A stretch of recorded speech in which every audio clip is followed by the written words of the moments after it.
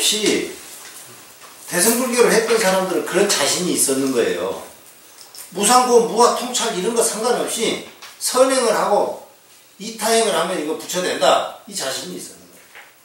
인간의 그 내재적 어떤 그 특성 이런 걸로 봤을 때 뭐 존재를 뭐 무상고, 무아를 통찰하고 뭐 어쩌고 뭐 중론 이런 거 부처님 말씀 안 읽더라도 이타행하면 이건 부처된다. 그런 자신이 있었는 거예요. 그게 이제 무상보리에 대한 뭐 안목이 없는 자가 중생을 교화하는 것이 그게 마땅하냐? 그 비판을 받을 수도 있죠. 비판을. 그 비판을 받기는 하지만 그렇다고 하더라도 이타행하는 것은 대승의 아주 중요한 덕목입니다. 이런 비판을 받기 때문에 아니 무상보리에 대한 안목도 없는 사람이 어떻게 중생을 교화해? 그러니까 거기에 대한 비유가 많잖아요. 눈먼 거북이가 불 속에 다 빠져가지고 불 속으로 다 가다가 불에 다 타 죽는다는 거 지혜가 없는 사람 그 어리석음을 비유하는 비유도 많잖아요. 경전에 대승경전에. 그렇다고 하더라도 이거는 어쩔 수 없습니다. 대승경전에 대승불교의 큰 흐름이에요. 이타예요. 거기 제가 그 밀라레파의 가르침이라고 그것도 내가 하나 정리를 해놨는데 이 밀라레파의 가르침도 대승경전에 나오는 얘기입니다. 이거 뭔 말인 거니? 아니 자기가 안목이 안 갖춰져 있어. 안목이 안 갖춰져 있는데 가서 설법을 해야 되는 거예요. 그러니까 설법을 해야 되는 것을 너무 고민을 하고 있어요. 아니 내가 안목이 안 갖춰졌는데 어떻게 가서 설법을 해? 그러니까 그 밀라레파의 가르침, 밀라레파가 그 고민 속에 빠져있는 사람한테 얘기하는 거예요. 중생의 끝이었으므로 중생의 고통도 끝이 없다. 그러니까 그런 고민 그런 거 다 접어두고 네 공부해라. 그냥 끝도 없는 중생이다. 지금 고통에 있는 중생이 네가 지금 설법을 해야 되냐 말아야 되냐 그 중생만 있는 게 아니고 끝도 없다. 그냥 공부해라. 경전에도 이런 얘기도 있어요. 있기는. 경전에도 대승경전에 이런 얘기도 있긴 있다고. 그렇지만 이런 것이 있다고 해서 이게 대세는 아니에요. 대세는 이타에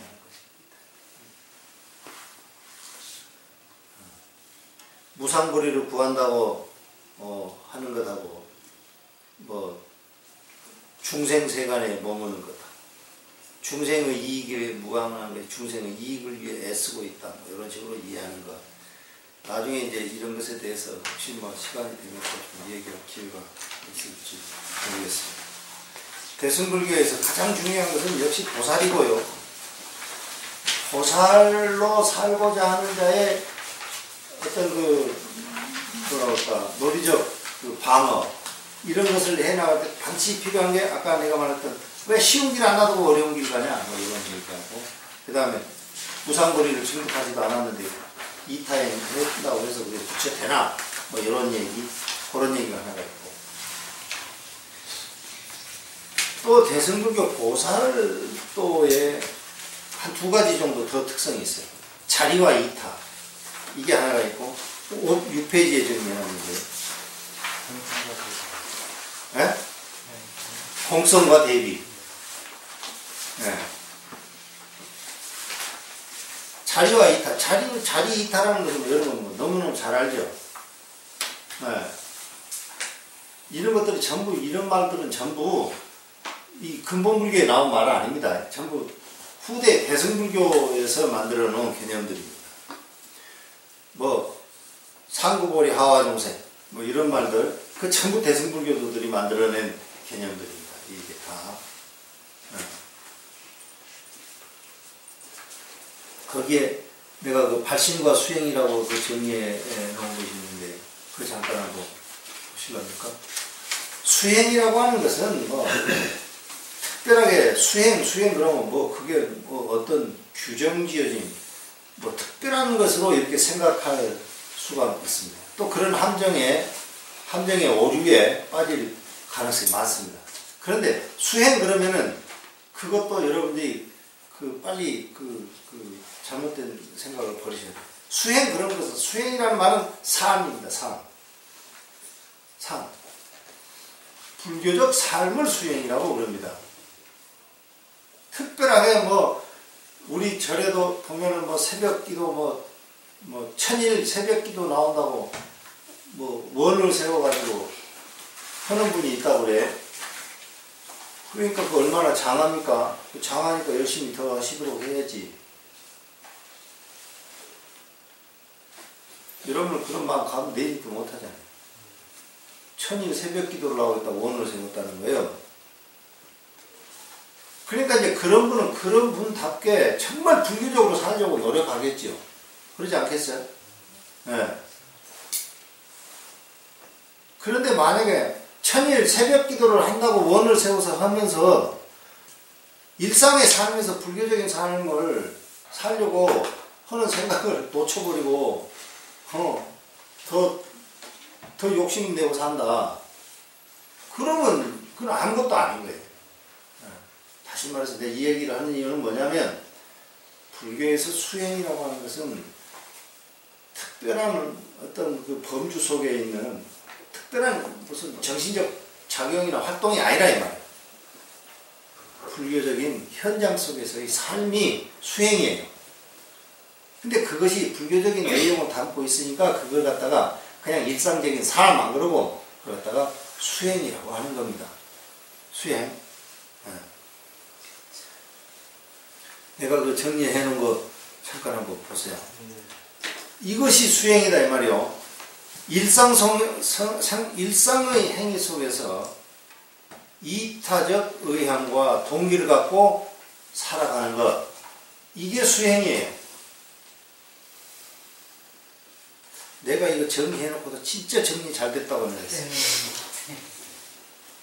네? 네. 내가 이거 해놓고도 신통하게 정말 정리하고. 수행은 이거라고. 삶 속에서 이타적 의향과 동기를 갖고 있어야 돼요. 불교는 뭘 한다 했어요? 뭐가 불교라고 했어요? 의도를 갖는 거라 했잖아요. 의도. 일상적 삶 속에서 바른 의도를 갖고 살도록 노력하는 거예요. 내가 하도 바른 의도를 내가 말을 많이 해놓으니까 그 말을 좀 돌려서 다른 말로 하려고 생각하다가 이렇게 한 거예요. 근데 이 말은 다시 말하면 바른 의도를 갖고 사는 거예요. 바른 의도. 적어도 부처님한테 가서 참회를 하거나 부처님한테 참배를 하거나 아침에 일어나서 일어난 자리에서 정말 108배를 하거나 이런 걸 할 때 늘 마음속에 갖고 있는 거 하면서 내가 지금 중생의 탈을 쓰고 중생으로서 살아가는 여러 가지 제약으로부터 벗어나고자 한다. 불교에서 고통이라고 하는 것은 아프고 쓰라린 게 고통이 아니라 했죠. 불교에서의 고통은 아프고 쓰린 게 고통이 아니에요. 자식이 어떻게 잘못돼서 쓰리고 아픈 고통이 아니라 이 말이에요. 부모를 잃어서 그것도 물론 고통이지. 그렇지만 불교에서 고통이라는 것은 훨씬 더 포괄적인 거예요. 뭐냐? 내가 내 마음속으로 일으킨 내가 하고자 했던 것이 내가 하고자 한 대로 안 되는 것, 그것이 전부 다 그걸 갖다 고통이란다. 내가 마음먹은 대로 이루어지지 않는 것, 그걸 고통이다.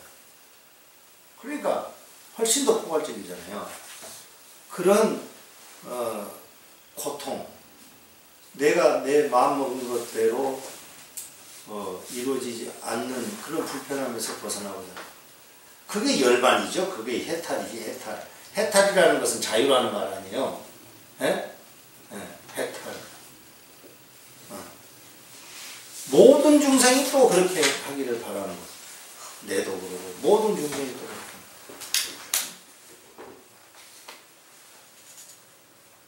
그리고 결국에는 나도 그러하지만 모든 중생을 그렇게 하겠다라고 하는 것. 요런 정도의 마음의 자세를 갖고 일상 속에서 자기 삶이 이루어진다고 한다면 그것이 수행이다. 수행. 앉아서 뭐 10시간 정진을 했니, 뭐 8시간 정진을 했니, 뭐 그런 것만이 수행이 아니라는 거예요. 일정한 형식을 갖추고 어떤 어떤 무슨 정신적인 내용을 뭐 만들어내서 어떻게 하는 것, 그것이 수행이 아니라 이 말이에요. 요런 것이 수행이다. 대승에서 수행은 도것이다 이 말이에요. 이게 제가에서 이게 못할 게 없잖아요. 제가에 살면서 이거 못할 겁니까? 할 수 있는 거잖아요. 얼마든지 할 수 있는 거예요. 그러니까 여러분들도 제가 수행자가 이제 되면 좋죠. 이런 마음의 자세로 살면 이게 제가 수행입니다. 수메다도 그러지 않았습니까? 그 숱한 시간 속에 어떨 때는 제가자로 태어나고 어떤 때는 출가자로 태어나고 어떤 때는 원숭이로 태어나고 어떤 때는 왕자로 태어나고 어떤 때는 또 사문으로 태어나고 그런 수도 없는 것들을 거쳤잖아요. 거치면서 죽어 뭐 한 거예요. 이 자세로 산 겁니다. 이 자세로. 이 자세로. 그거 대승불교에서 해야 된다는 것은 뭐라는 거예요? 이 자세로 사는 것. 이 자세로 사는 것이 중요한 거죠. 이 자세로. 공성과 대비라고 하는 말은 대승불교에서 중요한 개념인데 공성과 대비라고. 공성이라고 하는 것은 대승불교에서는 연기라는 말을 잘 사용하지 않습니다. 연기. 연기라고 하는 것은 인연 요소가 모여서 어떤 무언가를 생기시키는 것을 갖다가 연기라고 그러죠. 연기라고. 인연 요소가 모여서 인연에 의해서 모여서 무언가를 생성시키는 것. 이게 연기다 이 말이요. 그런데 대승불교에서는 나중에 내가 이거 중간 얘기하면서 내가 이거 공성에 대한 얘기는 더 할 건데 공성이라고 하는 얘기는 그런 연기성을 훨씬 더 포괄적으로 생성과 소멸, 아까 여기 말했던 생성과 존재와 소멸이라고 하는 그런 전체의 범위까지 확장시켜서 단순히 인간뿐만이 아니라 우리들이 인식하는 모든 법 거기까지 확장시켜서 연기성을 연기라고 하는 표현으로 쓰지 않고 그걸 공성이라고 그랬습니다. 공성이라고 하는 말은 연기성 이런 말하고 같습니다. 그러면 공성 그 말은 무슨 말이겠어요? 공성이라고 하는 말은 곧 존재의 일반적인 어떤 원리 이런 말하고 같습니다. 제법의 일반적인 원리는 뭐예요? 연기하는 것이잖아요. 연기하는 것. 연기하는 것하고 대비심을 갖는 거하고 이거 무슨 관계야? 내가 대비심을 실천한다고 해서 연기하는 것이 연기 더 잘하고 내가 무슨 대비심을 실천 안 한다고 해서 연기하는 것이 더 정말 어렵고 힘들게 연기하고 그러나요? 아니잖아. 내가 대비심을 실천하든지 말든지 상관없잖아. 연기하는 거는. 근데 왜 내가 대비심을 실천해? 왜? 왜 실천해야 돼?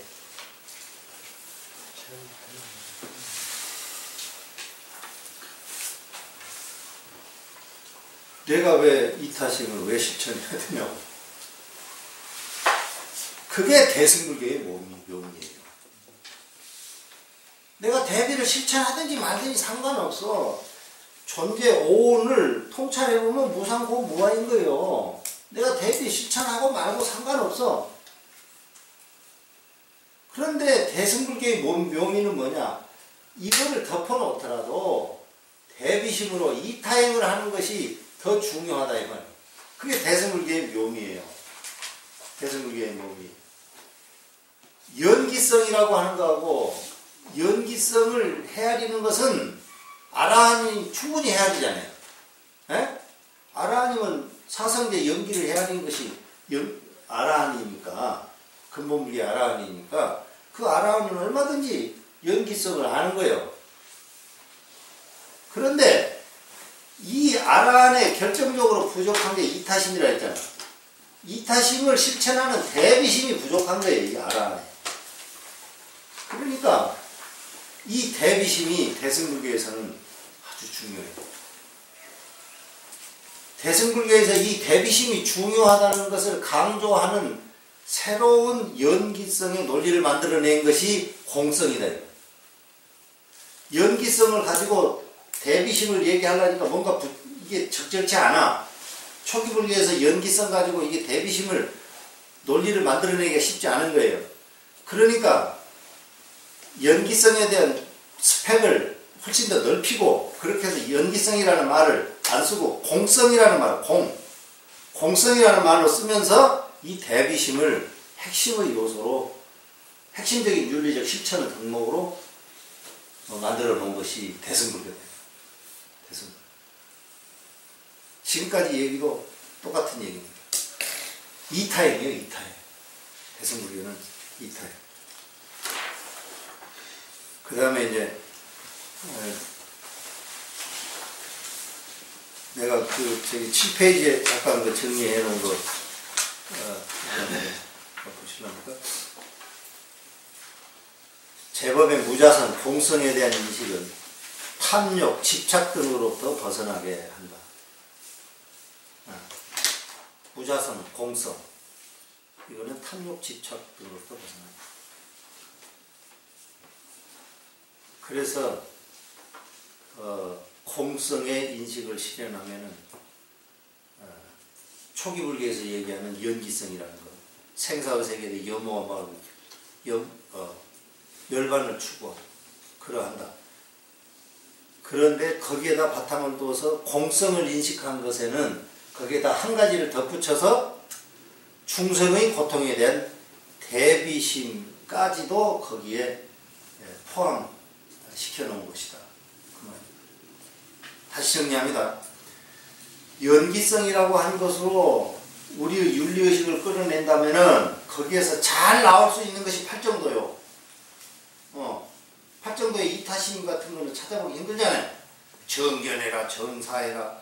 뭐 다 지 개인의 삶의 문제 아닙니까?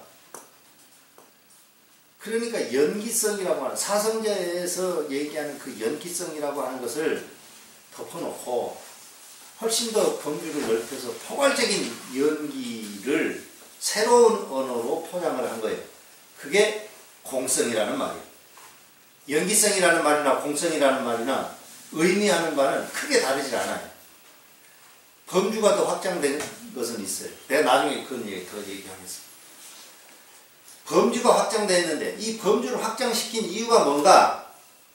초기 불교에서 갖고 있는 그 윤리적 실천 가지고는 안 되는 요소가 있어. 초기 불교 윤리적 실천 요소를 가지고는 이타행을 하라고 하는 그 논리를 만들어낼 수가 없어. 윤리적 실천을 끌어낼 수가 없어. 그러니까 거기에 대해서 대비의 실천을 윤리적 요소로 발굴해낸 겁니다. 그러니까 보살은 뭐 하는 분인가? 이타행을 실천하는 분이다. 그것이 핵심 요소이긴 하지만 대승의 보살은 어떠한 분이에요? 대자대비하신 분이잖아. 대자대비하신 부처님 다 그러잖아요, 여러분들. 그렇잖아요. 대자대비하신 부처님 그러잖아요. 대자대비하신 부처님이라는 말은 초기 불교의 언어가 아니에요. 초기 불교에서는 대자대비하신 부처님 그러면 안 맞아. 대자대비한다 그 말이 나온 거는 대승의 관념이에요. 대승의 관념. 어떻게 해서 대자대비한가? 이타적 실천 때문에. 이타적 실천. 그런데 삼매에 대한 것은 뭐 어느 정도 하고요. 삼매에 대한 것은 나중에 이거는 내가 이 대승에서 이 삼매가 또 중요합니다. 근데 삼매 이것은 이렇게 내가 간단히 해갖고는 안 될 것 같고요. 그건 내가 나중에 또 다시 또 하겠습니다. 질문 있으면 질문하시죠. 수메다에 대해 말씀을 드리는데요. 네? 수메다. 네. 그러니까 그 연종도 교수님 전 이름이 수메다 소원을 인해가지고 석가모니 탄생했는데 예, 예. 그러면 스메다의 완전히 석가모니가 되는 거예요? 예, 예.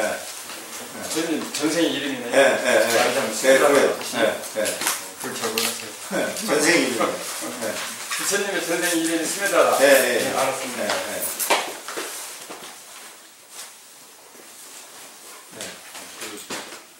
그 항상 좀 잘 이해가 안 되는 부분이 그 지혜라고 하는 거는 세상과 자기 자신에 대한 실체를 이렇게 알면 공하고 그 연기한다고 알게 되면 얻게 되는 건 안목이다라고 하면 알겠는데 그렇다고 하면 자비는 어디서 나오는가? 자비의 기원이 저는 항상 좀 궁금했고요. 방금 말씀하시기로 이제 연기로는 좀 부족해서 공성을 바탕으로 했다라고 하는데 그 부분이 약간 아직도 좀 이해가 안 되고요.